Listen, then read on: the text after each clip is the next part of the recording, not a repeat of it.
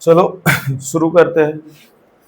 आज भी तुम्हारे सामने 4 क्वेश्चन रख दिए हैं, ठीक है। पिछला क्लास में कितना क्वेश्चन था? 6 या 7? 7 बनाए थे कि नहीं बनाए थे? ठीक है, पुष्कर बनाए हो उन क्वेश्चन? नहीं, कल का क्लास में थोड़ी नहीं, पिछला फ्राइडे को नहीं हुआ होगा, थर्सडे को ही हुआ होगा, थर्सडे को। तो उस टाइम दिए थे और फिर एक ये ट्यूसडे को भी आया था, तो उस टाइम भी क्वेश्चन दिए थे ना कुछ जी, ठीक है, बोर्ड पे। तो सब बनाते चलो ताकि तुम्हारा जो भी चैप्टर है वो क्वेश्चन भी लगे हाथ होते चले जाए, ठीक है। तुम लोग के भरोसे अगर हम छोड़ देंगे कि क्वेश्चन कर लेना खुद से तो होने वाला है नहीं कि सर हम कहाँ से खोजेंगे बारी बारी क्वेश्चन, इसीलिए लिख दे रहे हैं बार बार, हम ही क्वेश्चन खोज लेते हैं, है ना। इसी चीज को बोलते हैं स्पून फीडिंग, मुझे खुद से कुछ नहीं करना चाहते। तो 4 क्वेश्चन यहाँ भी लग गया, ठीक है। आज हम लोग शुरू करने वाले हैं बर्डिंग, क्योंकि पूरा का पूरा एसेक्सुअल रिप्रोडक्शन का फर्स्ट पार्ट बोले तो फ्यूजन फीजन है ना, वो एक ही वीडियो में हम लोग कवर कर लिए, ठीक है। और हम लोग को सेलेक्टिवली कुछ ना कुछ प्लांट्स या एनिमल्स के बारे में एसेक्सुअल रिप्रोडक्शन पढ़ना है। ऐसे ये नहीं कि किसी भी एनिमल्स या फिर किसी भी प्लांट के बारे में पढ़ना होगा, ठीक है। कुछ कुछ सेलेक्टिव के बारे में पढ़ना है। जैसे कि यहाँ पे टॉपिक है बर्डिंग, तो बर्डिंग बहुत सारे अलग अलग माइक्रोस्कोपिक ऑर्गेनिज्म में होगा, ठीक है। लेकिन हम लोग को पढ़ना किस किस के बारे में है, बस उसी के बारे में हम लोग जानेंगे। जैसे कि बर्डिंग हम लोग को 2 तरह के ऑर्गेनिज्म में पढ़ना है, एक तो हो गया ईस्ट और दूसरा हो जाएगा हाइड्रा। दूसरा क्या हो जाएगा अपना? हाइड्रा। ईस्ट और हाइड्रा में ही बर्डिंग पढ़ना है। हाइड्रा एक ऐसा ऑर्गेनिज्म है, ठीक है, जो बर्डिंग भी दिखाता है और जो रीजेनरेशन भी दिखाता है, ठीक है। दोनों में दोनों के एग्जाम्पल में हाइड्रा आ जाएगा, ठीक है। अब शुरू करते हैं बर्डिंग। बर्डिंग होता क्या है?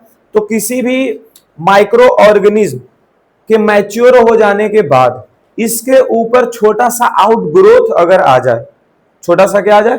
आउटग्रोथ आ जाए, और वो आउटग्रोथ इस तरह का हो कि वो फिर से एक नया ऑर्गेनिज्म बन जाए, ठीक है। इसी चीज को हम लोग क्या बोलेंगे? बर्डिंग बोलेंगे।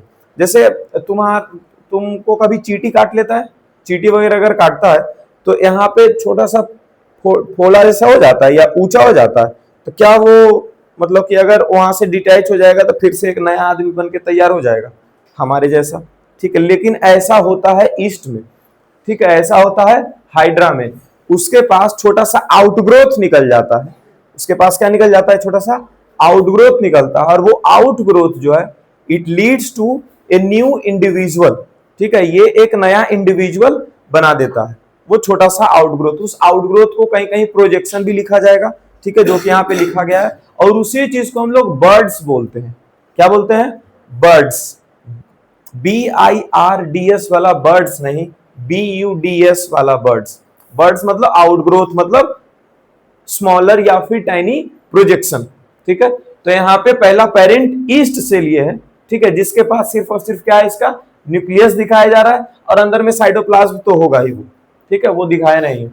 अच्छा, यहाँ पर देखो क्या हुआ? आउटग्रोथ निकला है जी, ठीक है। चींटी काट लिया होगा इसको, है कि नहीं है? नहीं, ऐसा नहीं है। छोटा सा क्या निकलेगा इसका? आउटग्रोथ। ये जब भी रिप्रोड्यूस करने का चाहेगा, जब भी ये रिप्रोड्यूस करना चाह रहा है, या अपने आप ही होता है, चाहेगा क्या, ठीक है, तो ये बर्ड्स निकल जाएगा यहाँ पे, ठीक है। पहला स्टेप ये है सिर्फ और सिर्फ फॉर्मेशन ऑफ बर्ड का, ठीक है। यहाँ पे बर्ड जिसका नाम दूसरा से आउटग्रोथ भी लिख रहे हैं और इसी को स्मॉल प्रोजेक्शन भी बोल रहे हैं। तीसरा स्टेप में क्या हो रहा है? यहाँ पे साइटोप्लाज्म डिवाइड हो रहा है और साथ साथ में न्यूक्लियस भी फॉर्म हो रहा है नया वाला बर्ड में। यहाँ पर बर्ड निकला था तो इसमें शुरू में न्यूक्लियस नहीं था। यहाँ पे क्या हुआ? साइटोप्लाज्म भी इसका इसके अंदर गया है और न्यूक्लियस भी इसमें फॉर्म हो रहा है, मतलब न्यूक्लियस भी बन रहा है, ठीक है। तो ये तीसरा स्टेप का नाम दे दिए साइटोप्लाज्म डिवाइड्स। उसके बाद फिर लास्ट स्टेप, और ये एक साथ जैसे कि एक बर्ड हुआ ना, एक बर्ड से फिर इस बर्ड से, ये इस बर्ड से इसमें न्यूक्लियस जब आ जाएगा तो इस बर्ड से फिर से यहाँ से आउटग्रोथ चालू हो जाएगा, फिर इसका आउटग्रोथ, फिर इसका आउटग्रोथ, इसका आउटग्रोथ। हाँ, यहीं से होते जाएगा यहाँ पे चारों तरफ, सिर्फ एक जगह नहीं, एक बार में बहुत सारा बर्ड्स इस पे बनता है, ठीक है।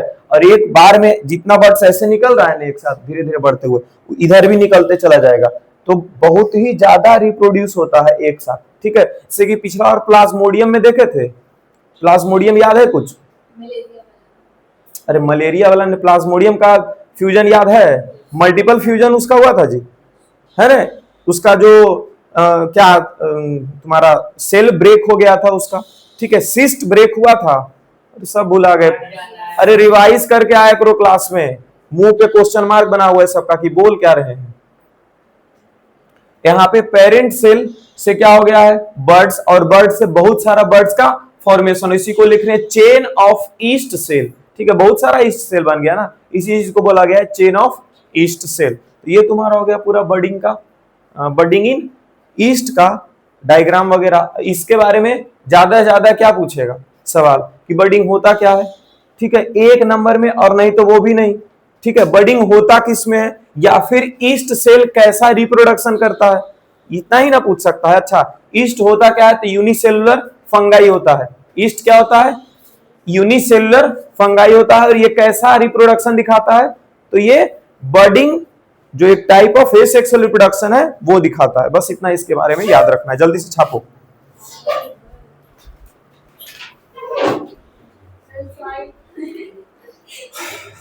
अगला है बर्डिंग इन हाइड्रा। तो बर्डिंग हम लोग दो ऑर्गेनिज्म में देख रहे हैं, एक तो है ईस्ट सेल में और एक है हाइड्रा में।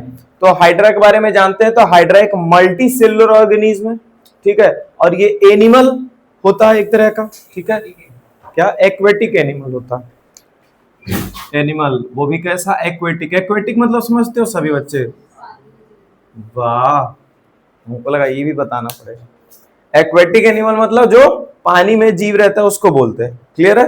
अब ये एक ऐसा एक्वेटिक एनिमल है जो दो अलग अलग तरह का एसेक्सुअल रिप्रोडक्शन दिखाता है, एक तो बर्डिंग है और एक रीजेनरेशन है। हम लोग पढ़ किसके बारे में रहे, सिर्फ और सिर्फ इसका बर्डिंग के बारे में, ठीक है। तो सबसे पहले तो यहाँ पर दिख रहा होगा कि ये हाइड्रा का डायग्राम ड्रॉ किया गया है। हाइड्रा में ये सब जो ऐसे ऐसे निकला हुआ है, इसको क्या बोलते हैं, टेंटेकल्स बोलते हैं। क्या बोलते हैं, टेंटेकल्स। इसका काम क्या होता है, तो ये जो है ऐसे ऐसे घूम घाम करके और फूड वगैरह कैप्चर कर लेता है, और फूड कैप्चर करके यहाँ पे होल बना रहता है, फूड होल, इसमें डाल लेता है और खा लेता है, ठीक है, ये काम है। टेंटेकल्स का काम क्या है, to catch the prey, food, to catch the food या टू कैच द प्रे, अपने आप का मूवमेंट करता है, इसका टेंटेकल्स का मूवमेंट करवा करके और फिर फूड जो है कैच करता है और फूड होल में डालता है और वो खा लेता है।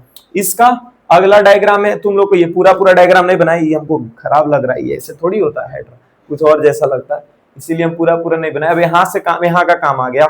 इसका क्या हो रहा है, आउटग्रोथ निकल रहा है, उस आउटग्रोथ के क्या बोलते हैं, बर्ड बोलते हैं। और फिर इस आउटग्रोथ से इट लीड्स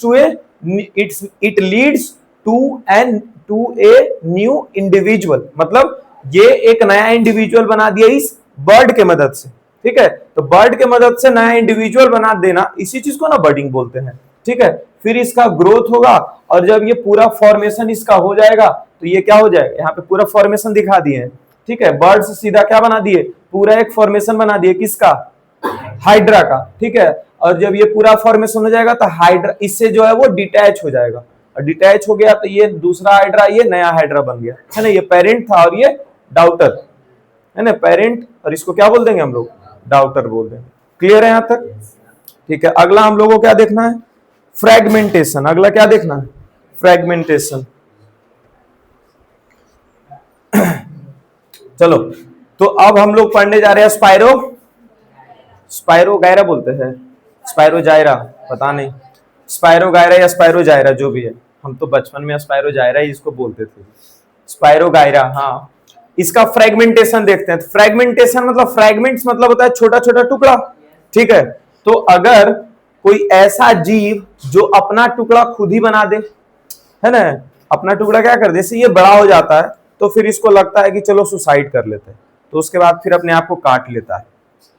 हाँ, से दिमाग खराब है इसका, समझे, सोचता है बड़ा हो गया जिंदगी जी लिए, ठीक है, बड़ा हो गया जिंदगी जी लिए, तो ये अपने आप को क्या कर देता है, काट देता है, ठीक है, टुकड़े टुकड़े में बांट देता है, बांट दिया, ठीक है। यहाँ पे तीन ही टुकड़ा दिखा रहा है, ऐसा नहीं कि तीन ही टुकड़ा होगा, लो 4 टुकड़ा कर दे, 5 टुकड़ा, एक ही बार में बहुत सारे टुकड़े कर देगा, और सारा टुकड़ा फिर क्या हो जाएगा, फिर से बड़ा बड़ा बन जाएगा, फिर से एक एक नया इंडिविजुअल बन जाएगा, ठीक है। इसमें क्या हो रहा है जी, अपने आप को काट करके और फिर बहुत सारा ऑर्गेनिज्म बना दे रहा है। ठीक है, इसी से जब जस्ट हम लोग अगला जो पढ़ने वाले हैं रीजेनरेशन, उसमें हम लोग काटेंगे और वहां से भी एक नया ऑर्गेनिज्म बन करके तैयार हो जाएगा। तो दोनों में अंतर समझना है। ये खुद को काट देता है ना, ये पीसेस में खुद को काट देता है खुद से, लेकिन रीजेनरेशन जो हम लोग पढ़ेंगे उसमें हम लोग जब काटेंगे या फिर एक्सीडेंटली अगर कट जाए, ठीक है, तो वहां से एक नया ऑर्गेनिज्म जब बन करके तैयार होगा तो उसको रीजेनरेशन बोलेंगे। तभी आते हैं। तो यहाँ फ्रैगमेंटेशन में ज्यादा कुछ नहीं, बस इसका एक एग्जांपल याद रखना है, स्पाइरोजाइरा। ये क्या होता है, तो मल्टीसेलुलर ग्रीन एल्गी होता है। फ्रैगमेंटेशन ज्यादातर प्लांट्स और एल्गी में ही देखा जाता है। ठीक है, ग्रीन एल्गी जो काई वगैरह काई होता है ना जी, ये जमा हुआ पानी में ग्रीन कलर का जो दिखता है, उसी चीज को हम लोग ग्रीन एल्गी बोलते हैं, काई। ठीक है, तो ये देखते हो शुरुआत में बहुत कम काई लगा रहता है, धीरे धीरे बढ़ जाता है काई। ठीक है, ये क्या करता है, खुद का फ्रेगमेंटेशन कर देता है, खुद के टुकड़ों में बांट करके। अब फिर जब ये बड़ा होगा, इसका भी बहुत सारा टुकड़ा हो जाएगा, ये बड़ा होगा, इसका भी बहुत सारा टुकड़ा, इसका भी बहुत सारा टुकड़ा, ऐसे कर करके बहुत जगह पे काई लग जाता है। क्लियर हो गया ये फ्रेगमेंटेशन। अब नेक्स्ट कौन सा अपना, रीजेनरेशन। आज हम लोग रीजेनरेशन और शायद हाँ स्पोर फॉर्मेशन तक तो हो जाएगा। ठीक है, यहां रीजेनरेशन इन प्लेनेरिया। तो प्लेनेरिया क्या होता है, एक फ्लैट वॉर्म होता है। प्लेनेरिया क्या है, एक फ्लैट वॉर्म। ठीक है, इसका दूसरा नाम ऐसे समझ सकते हो कि फ्लैट वॉर्म होता है। प्लेनेरिया में ये देखो स्ट्रक्चर कुछ बना दिए हैं, ये तीनों अलग अलग जैसा दिखे, ताकि बाद में डिवाइड होना तो लगे हाँ तीनों अलग अलग चीज डिवाइड होके जा रहा है। यहाँ पर 3 बिंदु दे करके और यहाँ पे ऐसे 2 बार ऐसे ऐसे स्लैश मार करके, और ये बिना कुछ बिंदु दे करके, बिना कुछ स्लैश, ऐसे डब्बा बना दिए। ठीक है, ताकि जब ये डिवाइड होने, जैसे कि इसको 3 पार्ट में डिवाइड किया, अगर 4 पार्ट में डिवाइड करने का मन होता ना तो थोड़ा सा एक और डब्बा कुछ और तरीके का बना देते। अब इसको 3 पार्ट में डिवाइड करना है तो डब्बा डब्बा करके बना दिए, ये और ये देखो तीनों पार्ट में डिवाइड है ना जी। अब यहां से ये अलग और यहां से अलग ऑर्गेनिज्म, और यहां से, मतलब तीनों सेमी ऑर्गेनिज्म बना देगा। देखो एक तरह ये क्या करता है ना, कि जो कट गया है कि चाहता है कि जैसे हम शुरू में थे, ठीक है, जिस तरह के बॉडी में हम शुरुआत में थे उसी तरह का बॉडी बन जाए। ठीक है, तो इसलिए ये अपना बॉडी को रीगेन करना चाहता है, फिर से वही बॉडी पाना चाहता है। ये भी चाहता है कि जिस तरह के शुरुआत में हम बॉडी में थे उसी तरह के बॉडी में हम फिर से आ जाएं। ठीक है, ये भी वही चाहता है। तो तीनों फिर से क्या करता है, धीरे धीरे अपने बॉडी को रीगेन करते करते एग्जैक्टली जो शुरुआत में था उसी के जैसा बन जाता है। ठीक है, इसी चीज को क्या बोलते हैं, रीजेनरेशन बोलते हैं। जैसे कि ये वाला जो बॉडी है, ठीक है, ठीक है, ये क्या है ऐसे, और लास्टली ये देखो शुरुआत जैसा बन गया फिर से। ठीक है, उसके बाद फिर ये तो बीच में ऐसे था, बीच वाला ये तो सही है, ये रीगेन क्या किया जी, ऊपर का पार्ट रीगेन किया और नीचे का पार्ट रीगेन किया है। ये सबसे नीचे वाला पार्ट तो इसका था, इसके पास रीगेन करते करते कहां जा रहा है, इस बार ये ऊपर जा रहा है, तो ये ऊपर वाला पार्ट भी रीगेन कर लिया। समझ गए, तो ये एक्चुअली रिप्रोडक्शन तो हो गया, क्योंकि शुरुआत में जो ऑर्गेनिज्म था वो पहले 3 पार्ट में डिवाइड होकर के, और फिर से तीनों छोटा छोटा पार्ट जो है फिर से न्यू ऑर्गेनिज्म बन गया, पूरा शुरुआत में जैसा था। तो इसको रिप्रोडक्शन तो बोल रहे हैं, लेकिन ये एक्चुअली रिप्रोडक्शन कैसे हो गया है, तो रीजेनरेशन करके, मतलब कि अपने आप का बॉडी दोबारा पाने के चक्कर में ये इसका रिप्रोडक्शन हुआ। क्या छिपकली का ये पूंछ जो कट जाता है तो उसको भी रीजेनरेशन बोलेंगे? नहीं, छिपकली जो है इधर, ठीक है, तो इसका पूंछ कट गया, धीरे धीरे बड़ा कर लेगा, लेकिन ये जो छोटा पूंछ कटा हुआ इसके पास क्या इसका मुंह वगैरह छिपकली का आ पाएगा? नहीं आ पाएगा। तो इसको हम रीजेनरेशन बोल पाएंगे? नहीं बोल पाएंगे। ऐसा मिसकॉन्सेप्ट दिमाग में चला जाता है कि छिपकली भी रीजेनरेशन कर रहा है। छिपकली रीजेनरेशन नहीं कर रहा, क्योंकि अगर छिपकली को एक आदि ने ऐसा मत कर देना कि 3 पार्ट में डिवाइड कर देते हैं, देखते हैं ईबला फिर से बड़ा छिपकली बनता है कि नहीं, ईबला फिर से बड़ा छिपकली बनता है कि नहीं, ई वाला फिर से बड़ा छिपकली बनता है, ऐसा कुछ नहीं होगा। ठीक है, क्लियर है? देखो छिपकली खोज भी रही है, दे देगा वो बैग में रखेगी। चलो नोट कर लो। तो ये क्या हो गया, बॉडी को रीगेन करने के चक्कर में रिप्रोडक्शन हो गया। ठीक है, लिख दें इसको। बॉडी के प्लेनेरिया है क्या, लिखे तो फ्लैट बॉम्ब। इसका देखने में कैसा लगता है ये, वाटर में ही रहता है, एक्वेटिक एनिमल्स। हाँ, सिंगल सेल्ड है, सिंगल सेल नहीं, मल्टी सेलुलर है, मल्टी सेलुलर। एक भी बनता है। बॉडी के रीगेन, बॉडी का रीगेन करने के चक्कर में क्या हो गया, रिप्रोडक्शन हो गया। करने कुछ और जा रहा था, हो कुछ और गया, होता है ना, काम करने जाते हैं कांड हो जाता है।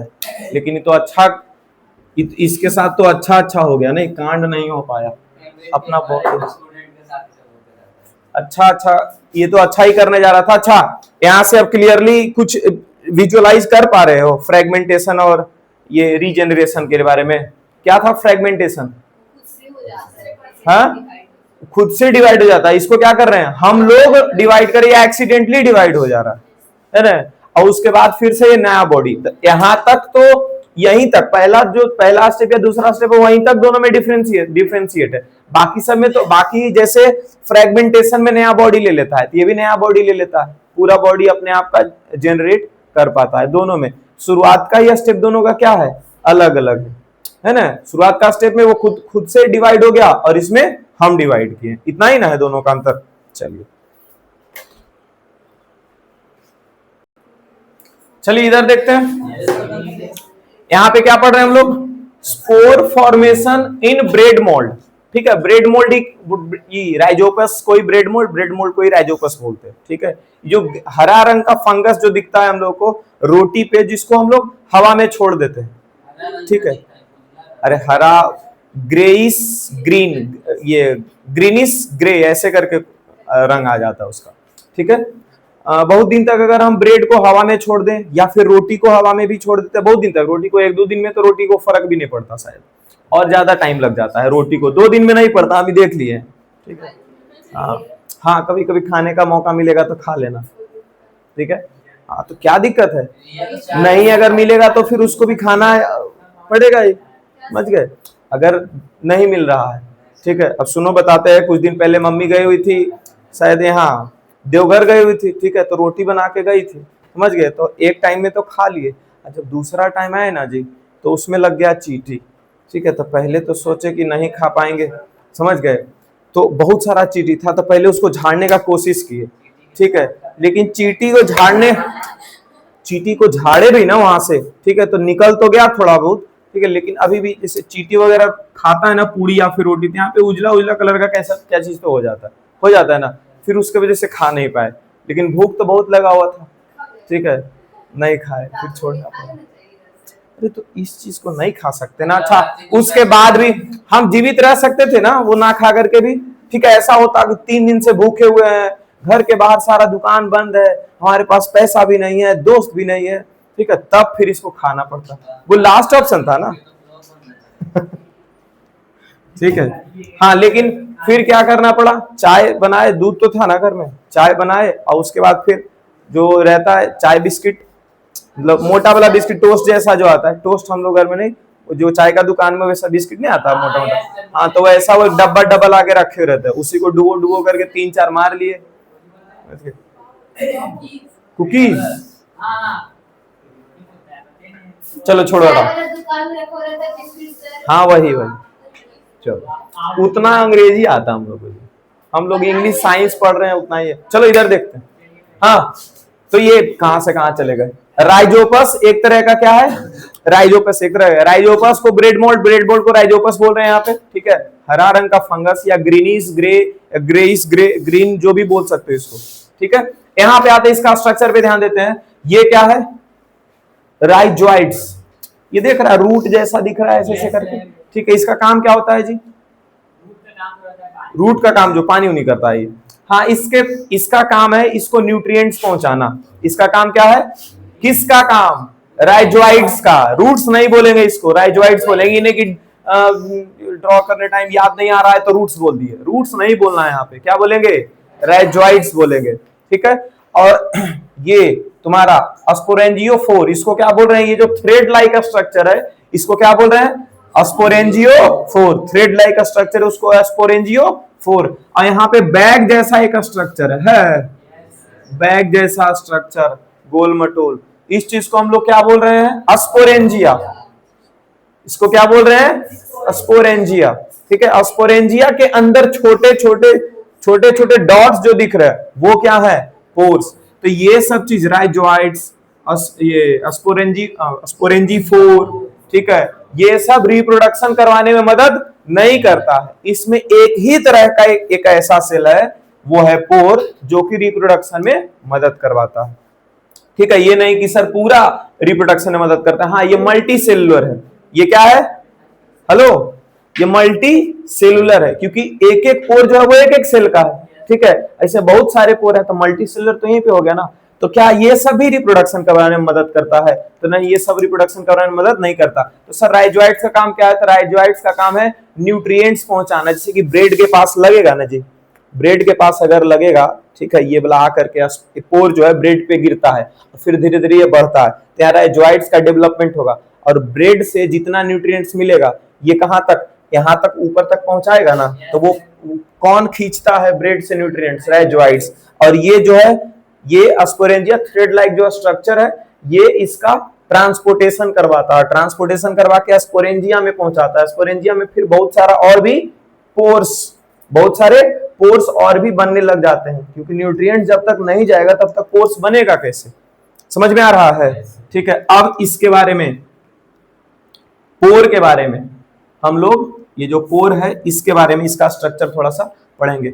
अब जो पोर है, पोर के ऊपर रहता है थिक प्रोटेक्टिव कवरिंग, पोर के ऊपर थिक प्रोटेक्टिव कवरिंग रहता क्यों है, रहता इसलिए है कि अगर जो इसको बहुत दिन तक खाना नहीं भी मिला, मतलब कुछ समय तक अगर खाना नहीं भी मिला, न्यूट्रिएंट्स नहीं भी मिला, तो ये सेल डेड नहीं हो जाए, ठीक है, ये सेल डेड नहीं होता है, ये फिर भी वेट करता है कि कब इसको खाना मिलेगा, ठीक है। अब इसका काम क्या है सर, इसका काम जो है ये, और कैसे एक जगह से दूसरे जगह पे पहुंचेगा, ठीक है। जैसे ब्रेड के पास पहले से तो ये रहता नहीं है ऐसा कुछ, ठीक है, ग्रीन कलर का या जो भी कलर इसका होता है वो पहले से रहता है, ब्रेड के पास नहीं रहता। तो जैसे ये जो राइजोपस है, ठीक है, ये पहले कहीं डेवलप हो करके पहले से ही डेवलप्ड है, और ये हमारे एयर में पहले से मौजूद है, ठीक है। मौजूद कौन है, इसका पोर, हमारा एयर में कौन मौजूद है, पोर। और जैसे ही पोर को फेवरेबल कंडीशन मिलेगा, ठीक है, अब फेवरेबल कंडीशन क्या है, तो फेवरेबल कंडीशन में एक तो वार्म आ गया, ठीक है, वार्म टेम्परेचर आ गया, ठीक है, और इसका ये क्या बोलते हैं, ब्रेड जो है इसका वन ऑफ द फेवरेट जगह है जहां पर इसको न्यूट्रिएंट्स मिल रहा है। पहले तो वार्म मिला, वार्म टेम्परेचर, और इसके पास क्या मिल जाना चाहिए, न्यूट्रिएंट्स मिल जाना चाहिए, ये इसका क्या है, फेवरेबल कंडीशन। अगर और एक चीज मॉइस्चर, और एक चीज क्या, मॉइस्चर, अगर ऐसा मिला तो इसके पास फिर पोर आकर के और रुक जाएगा। जैसे कि हमारे ऊपर पोर क्यों नहीं रुक रहा है, हमारे ऊपर रुक रहा है, पोर नहीं रुक रहा है, क्यों नहीं रुक रहा है, क्योंकि उसके लिए जो फेवरेबल कंडीशन है वो हमारे पास नहीं है। लेकिन अगर एक ब्रेड है तो ब्रेड के पास न्यूट्रिएंट्स, जो वो खाना चाहता है वो न्यूट्रिएंट्स ब्रेड के अंदर है, ठीक है। वार्म कंडीशन, ठंडा में जल्दी ब्रेड खराब नहीं होता, या फ्रिज में हम रख देते हैं तो नहीं खराब होता है, क्यों, क्योंकि वहां पे वार्म कंडीशन नहीं मिल रहा उसको, ठीक है। वो जब ओपनली रखा जाता है, इसे गर्मी के दिनों में, ठीक है, छोड़ देते हैं, तो उसके वजह से उसको वार्म कंडीशन मिल गया, ठीक है। मॉइस्चर तो रहता ही है, गर्मी हो, ठंडा हो या बरसात हो, सबसे ज्यादा बरसात में मॉइस्चर रहता है, इसलिए बरसात में और ज्यादा वो खराब होगा, ठीक है, और ज्यादा खराब होगा। तो ये पहला चीज क्या था, वार्म कंडीशन। दूसरा चीज क्या था, न्यूट्रिशन। इसके लिए न्यूट्रिशन का व्यवस्था कौन कर दे रहा है, ब्रेड, है ना। और तीसरा चीज क्या है, मॉइस्चर। ये तीनों चीज मिलेगा तो वहां पे क्या, ये पोर जाकर के रुक जाएगा। जैसे ये देखो, अब ब्रेड बना देते हैं, ये ब्रेड है, ठीक है, ये पोर यहाँ पर आकर के रुक जाएगा, यहाँ पे पोर यहाँ पे आकर के रुकेगा, और ठीक है, यहाँ से क्या न्यूट्रिशन लेना चालू करेगा, ये ब्रेड से इसका न्यूट्रिशन जाना चालू हो जाएगा, और इसके बाद फिर 1 से 2, 2 से 4, 4 से 8 ऐसे करते हुए बढ़ते चला जाएगा। क्लियर है? और जिसके वजह से इसका कलर हम लोग को कुछ दिन में दिखने लग जाता है। क्लियर हो गया है? चलिए लिख लीजिए इसको। यहाँ जो भी लिखे है वो उसको लिख लिया ना? ठीक है। एस्पोरेंजिया बोल ही दिए थे, थ्रेड लाइक का स्ट्रक्चर। इसके बारे में क्या बोले थे? बॉल जैसा दिखेगा। राइजोइड्स का क्या काम है? तो रूट जैसा दिख रहा है, ये भी बात कर लिए है। ब्रेड के अटैचमेंट में मदद करता है। ब्रेड के साथ अटैचमेंट और ब्रेड पे जाकर के चिपकेगा ना जी, है ना? जैसे कि यहाँ पे तो पहले पोर्स आता है इसका, ठीक है। पोर्स जो है वो क्या कर देता है, धीरे धीरे करके बढ़ता है। अब बढ़ेगा तो फिर से एक पूरा का पूरा ब्रेड मोल्ड जो राइजोपस बनाएगा ना, राइजोपस के अंदर क्या होगा, ये रूट जैसा स्ट्रक्चर आएगा। नहीं तो फिर अगर ये स्ट्रक्चर नहीं बनेगा ना फिर से, तो ये हो सकता है ब्रेड को ऐसे फूक दे या ऐसे से झाड़ दे तो उड़ जाएगा, ठीक है। इसीलिए ये वाला स्ट्रक्चर फिर से यहाँ पे बन जाता है, जिसके कारण ये पूरा पकड़ के रखता है ब्रेड को और किसको, ब्रेड मोल्ड को। ब्रेड और राइजोपस दोनों एक दूसरे से कांटेक्ट में आता है। किसके वजह से कांटेक्ट में रहता है? राइजोइड्स के वजह से। किसके वजह से?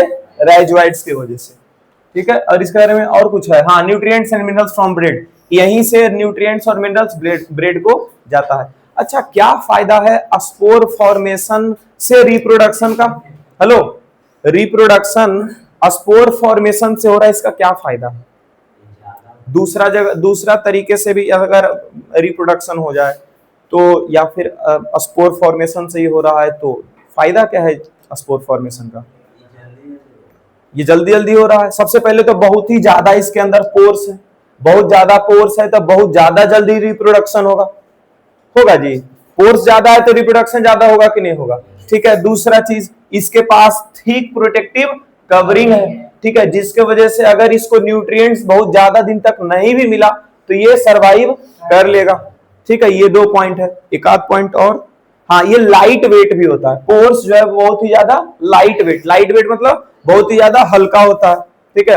हल्का होने के कारण ये आसानी से इधर उधर मूव कर सकता है in search of food, in search of nutrients, ठीक है। ये अपना न्यूट्रिएंट्स, ये अपना न्यूट्रिशन ढूंढने के लिए इधर उधर एयर में ट्रेवल कर सकता है because of its light weight, ठीक है। तो ये 3 पॉइंट बताया गया है कि स्पोर फॉर्मेशन रिप्रोडक्शन में क्यों जरूरी है, ठीक है, या फिर स्पोर फॉर्मेशन का इंपॉर्टेंस क्या है इन रिप्रोडक्शन, ठीक है। तीनों पॉइंट याद रहेगा। चलो पहला पॉइंट तुम बोलो। पहला पॉइंट, हाँ, पहला पॉइंट सानू बोलो। हाँ, जल्दी होता है। क्यों? पहले ये बोलेंगे कि पोर्स का फॉर्मेशन बहुत ज्यादा है, नंबर ऑफ पोर्स इसमें बहुत ज्यादा है, इसके कारण, ज्यादा पोर्स के कारण रिप्रोडक्शन बहुत ही ज्यादा होगा, ठीक है, और बहुत ही कम समय में ज्यादा रिप्रोडक्शन। दूसरा पॉइंट क्या है लवली?